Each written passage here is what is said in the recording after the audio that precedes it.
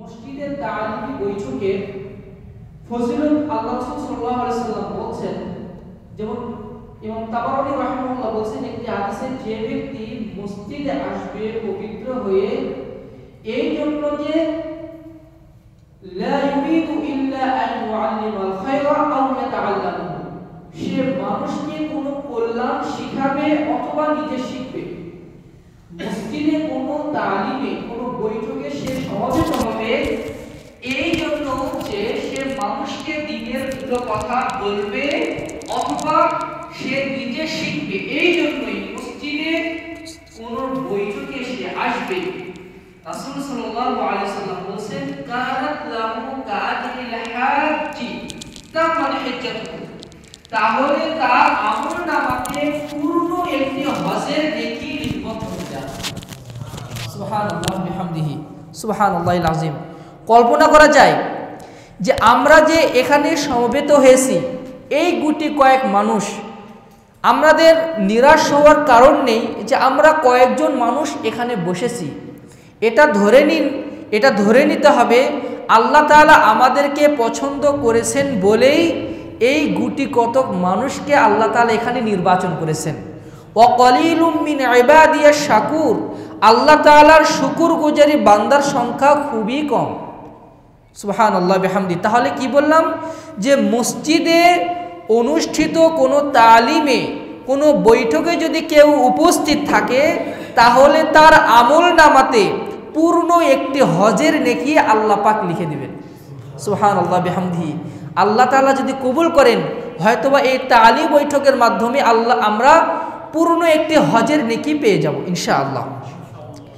আরেকটি সহিহুল বুখারী এবং মুসলিমের আরেকটি হাদিস শোনাই। রাসূল সাল্লাল্লাহু আলাইহি সাল্লাম বলেন, আনাস বিন মালিক রাদিয়াল্লাহু আনহু থেকে বর্ণিত, লাগুদওয়াতুন ফি সাবিলিল্লাহি আও রাওহাতুন খায়রুম মিনাদ দুনিয়া ওয়া মা ফিহা, আল্লাহর পথে একটি সকাল বা একটি সন্ধ্যা ব্যয় করা দুনিয়া এবং তার সকল কিছুর চাইতে উত্তম। দুনিয়া এবং তার মধ্যকার সকল কিছুর চাইতে উত্তম। সুবহানাল্লাহ বিহামদিহি। আমরা কিন্তু শুধু মাত্র এই নেকি লাভের আশাতে আপনাদের কাছে এসেছি। আমাদের আর কোনো কিছু কিন্তু উদ্দেশ্য ছিল না যে আমরা সকাল সন্ধ্যা একটা সন্ধ্যা ত্রিমোহনী জোরভিটা কবরস্থান জামে মসজিদে আমরা আসব, এখানে সালাত আদায় করব, মানুষের সাথে মিশব, তাদেরকে কিছু দিনের দাওয়াত দিব, এর মাধ্যমে আল্লাহর সন্তুষ্টি অর্জন করব। এখানে যারা আমরা উপস্থিত হয়েছি আমাদের যদি নিয়ত থাকে যে স্রেফ আল্লাহর সন্তুষ্টির জন্য, তার দ্বীনকে বোঝার জন্য আমরা যদি এখানে সমবেত হই তাহলে আমাদের আমলনামাতে কি রয়েছে? খায়রুম মিনাদ দুনিয়া ওয়া মা ফিহা, দুনিয়া এবং তার মধ্যকার সকল কিছুর চাইতে উত্তম। বলেন তো এই দুনিয়াতে কি আছে? এই কবরস্থান, এই জোরভিটা ত্রিমোহনী, এখানে জমির দাম যত বেশি, মাদারটেকে গেলে জমির দাম আরেকটু বেশি, উত্তরা ওই যান ওখানে জমির দাম আরেকটু বেশি, হাতির ছেলে যান বেশি দাম এখানকার চেয়ে। আবার যখন বিদেশে যান বিভিন্ন বড় উন্নত দেশে, সেখানে জমির দাম আরও বেশি। অর্থাৎ গোটা পৃথিবীর জমি যদি বিক্রি করা হয় কত টাকা পাওয়া যাবে বলেন তো? এই পৃথিবীতে যত জমি আছে, মনে করেন আপনি মালিক, গোটা বিশ্বের মালিক আপনি, এই গোটা বিশ্বের জমি আপনি কোনো এর চেয়ে কোনো বাদশার কাছে আপনি বিক্রি করে দিলেন, আপনি কত বিলিয়ন বিলিয়ন ডলার আপনি টাকা কামাই করবেন বলেন তো? এটা গেল জমির ব্যাপার। এইবার আসুন, এই পৃথিবীতে কত টাকা পয়সা, কত ব্যাংক ব্যালেন্স আছে।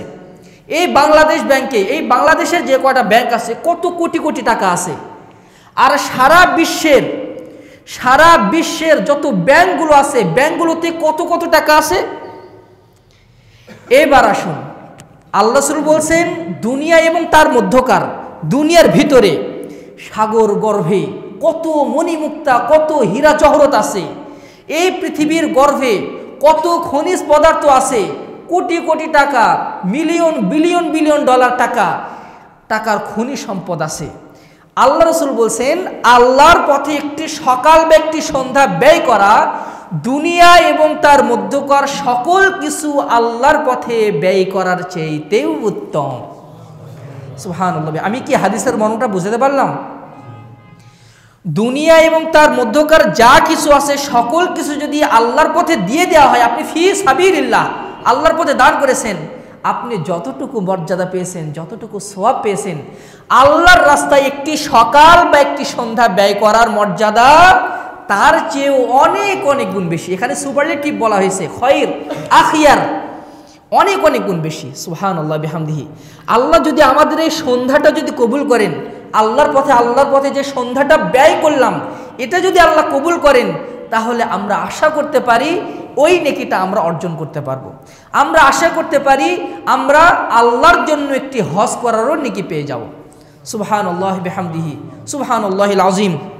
সম্মানিত মুসল্লিবৃন্দ, কিয়ামতের ময়দানে মানুষ অনেক সময় আমরা এত গাফেল হয়ে যাই, ছোট ছোট আমল করার মাধ্যমে আমরা মনে করি যে আমরা হয়তোবা জান্নাত পাবো, জান্নাতের একটা আশা রাখি। কিন্তু রাসূল সাল্লাল্লাহু আলাইহি ওয়াসাল্লাম বলছেন, দুনিয়াতে কোনো বান্দা, মুসনাদে আহমদের একটি হাদিসে রাসূল সাল্লাম বলছেন, একজন বান্দা দুনিয়া থেকে নিয়ে একদম জন্মের পর থেকে নিয়ে একদম হাত্তা ইয়ামুতা, তার মৃত্যু পর্যন্ত সে সারাদিন সাজিদান লিল্লাহ আল্লাহর পথে সে সেজদাতে উলুটিয়েছিল। জন্মের পর থেকে নিয়ে একদম মৃত্যু পর্যন্ত সে আল্লাহর পথে একদম সেজদায় অবনত ছিল, অর্থাৎ আল্লাহর ইবাদত করছে। এই ব্যক্তিও কিয়ামতের দিন যখন জাহান্নামের আগুন দেখবে, কিয়ামতের ভয়াবহতা দেখবে, সে আফসোস করে বলবে, হাই দুনিয়াতে যদি আর একটু সময় পেতাম, তাহলে এই সময়টাতে আল্লাহ আরো বেশি বেশি আল্লাহর ইবাদত করে, আরো বেশি বেশি নেকি অর্জন করে আল্লাহ তোমার দরবারে হাজির হতাম। সুবহানাল্লাহ বিহামদিহি। আমরা কোথায় আছি বলেন তো? এত সময় নষ্ট করি। এই বিপিএল আইপিএল না কি খেলা চলছে এখন, যে খেলার খবর আমরা জানি না। মানুষ সালাতকে ত্যাগ করে খেলা দেখছে, অথচ এই সময় সম্পর্কে তাকে কিয়ামতের দিন জিজ্ঞাসিত হতে হবে। জিজ্ঞাসার উত্তর না দেওয়া পর্যন্ত আদম সন্তানের ক্ষমতা হবে না সে জান্নাতে প্রবেশ করে। সুনানে তিরমিজির একটি হাদিস, রাসূল সাল্লাল্লাহু আলাইহি সাল্লাম বলছেন, সবাই আমরা জানি, মানি কয়জন?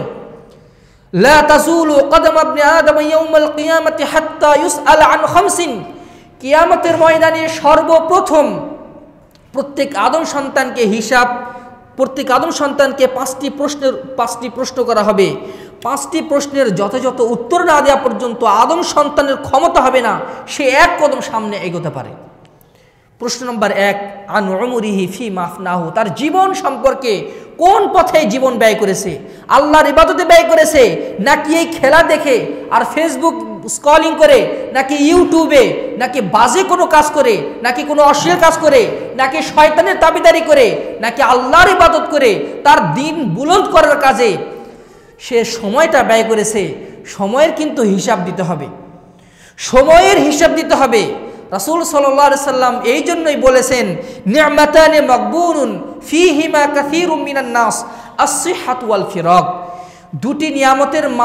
দুটি নিয়ামতের ব্যাপারে অধিকাংশ মানুষই ধোঁকার মধ্যে আছে। তারা ব্যর্থ হয় এই দুটি বিষয়কে মূল্যায়ন করার জন্য। একটি হচ্ছে আস-সিহহা, তার স্বাস্থ্য, তার সুস্বাস্থ্য, তার সুস্থতা। আরেকটি হচ্ছে আল ফিরাক, অবসর। অবসর সময়টা আমরা কিভাবে কাটাই বলেন তো?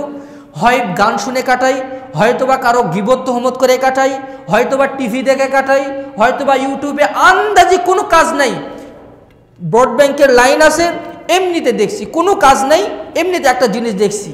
এই সময়ে যদি আমরা বলতাম সুবহানাল্লাহ, আলহামদুলিল্লাহ, সুবহানাল্লাহি ওয়ালহামদুলিল্লাহি ওয়ালা ইলাহা ইল্লাল্লাহু ওয়াল্লাহু আকবার।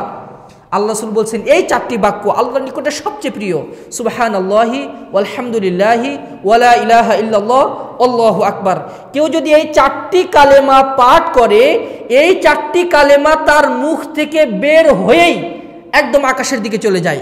আকাশের দরজা ওই চারটি কালেমার জন্য খুলে দেওয়া হয়। অতঃপর এই চারটি কালেমা আল্লাহর আরশের চতুষ্পার্শ্বে তারা তাওয়াফ করতে থাকে, এবং যার মুখ দিয়ে ওই শব্দগুলো উচ্চারিত হয়েছে ওই ব্যক্তিকে স্মরণ করতে থাকে, ওই ব্যক্তির নামে জিকির করতে থাকে। সুবহানাল্লাহ বিহামদিহি, সুবহানাল্লাহিল আযীম। আমরা কি চাই না আমাদের নামগুলো ওই আরশের নিচে গিয়ে আল্লাহর সামনে আমাদের নামগুলো স্মরণ করা হোক? এই বাজার থেকে বাড়িতে যাচ্ছি, এই সময় আমরা পড়তে পারি সুবহানাল্লাহি ওয়ালহামদুলিল্লাহি ওয়ালা ইলাহা ইল্লাল্লাহু আল্লাহু আকবার। আল্লাহ রাসূল বলছেন কুল হুয়াল্লাহু আহাদ সুলুসুল কোরআন। এই কুল হুয়াল্লাহু আহাদ আল্লাহুস সামাদ লাম ইয়ালিদ ওয়া লাম ইউলাদ ওয়া লাম ইয়াকুল লাহু কুফুয়ান আহাদ। সূরা ইখলাস কোরআনের অন্যতম একটি সূরা। এই সূরা যদি কেউ পাঠ করে তাহলে তার আমুলনামাতে পূর্ণ কোরআন খতম করার নেকি লিপিবদ্ধ করে দেওয়া হবে। সুবহানাল্লাহ বিহামদিহি। এটা আমরা যখন তখন পড়তে পারি, যখন তখন পড়তে পারি। যে কোনো জায়গাতে বসে আসি বা শুয়ে আসি বা কোথাও যাচ্ছি, সিএনজিতে আসি, জ্যামে পড়ে আসি, অথবা লাইন ধরে আসি বিদ্যুৎ বিল দেওয়ার জন্য, অথবা ব্যাংকে টাকা তোলার জন্য লাইন ধরে দাঁড়িয়ে আসি, কোনো কাজ নাই, জ্যামে বসে আসি, কোনো কাজ নাই। ওই সময়টাতেও যদি এই সূরাটা 3 বার যদি পাঠ করতাম তাহলে অন্তত পবিত্র কোরআন পূর্ণ খতম করার সওয়াব আমরা পেয়ে যেতাম। সুবহানাল্লাহ বিহামদিহি সুবহানাল্লাহিল আযীম। সুতরাং আমাদের জন্য দুর্ভাগ্য হচ্ছে আমরা অনেক কিছু জানি কিন্তু মানি অনেক কম। এই কথাই বলছিলাম বিকেলবেলা আমাদের বন্ধুদের সাথে, যে ইমাম মালিক বলতেন যে তোমরা হাদিসের জাকাত দাও, তোমরা হাদিসের জাকাত দাও। হাদিসের জাকাত কি ছাত্ররা জিজ্ঞাসা করে, তিনি বলছেন যদি তোমাদের 100টা হাদিস জানা থাকে তাহলে 5টা হাদিসের প্রতি পরিপূর্ণভাবে আমল করো, এটাই হচ্ছে হাদিসের জাকাত। অনেক সাহাবী যারা ছিলেন তারা জীবনে 1টা হাদিস শুনেছেন, 2টা হাদিস শুনেছেন, অথবা 5-6টা হাদিস জানতেন, ওর উপরে পরিপূর্ণভাবে আমল করার কারণে তারা জান্নাতি হয়েছেন। আর আমরা অনেক জানা সত্ত্বেও আমাদের সবচেয়ে বড় ক্রাইসিস হচ্ছে আমরা হাদিস মানি না।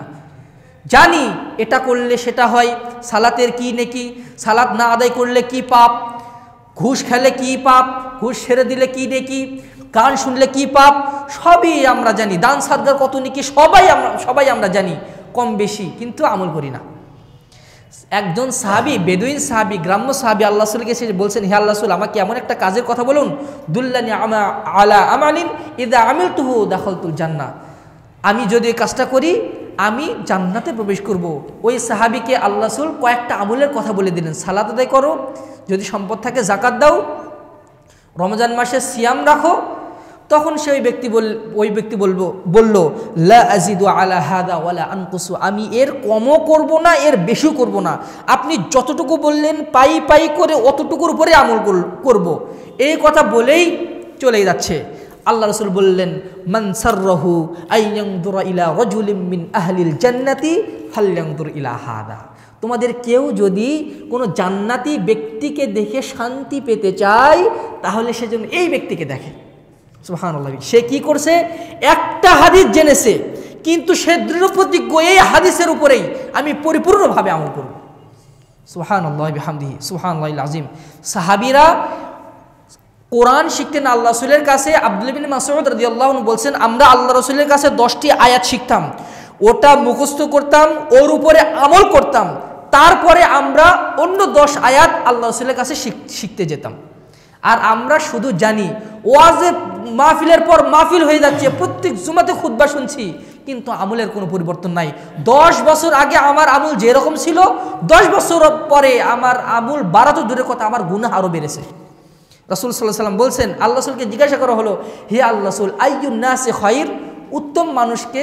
রাসূল সাল্লাল্লাহু আলাইহি সাল্লাম বললেন মান তালা উমরুহু ওয়া হাসুনা আমালুহু, যার বয়স বৃদ্ধি পেল, যার আমল বৃদ্ধি পেল, এই ব্যক্তি হচ্ছে সবচেয়ে ভালো মানুষ। হে আল্লাহ রাসূল, সবচেয়ে খারাপ মানুষকে? মান তালা উমরুহু ওয়া সাআ আমালুহু, যার বয়স বৃদ্ধি পেল এবং তার মন্দ কাজও বৃদ্ধি পেল, পাপও বৃদ্ধি পেল, এই ব্যক্তি হচ্ছে নিকৃষ্ট মানুষ।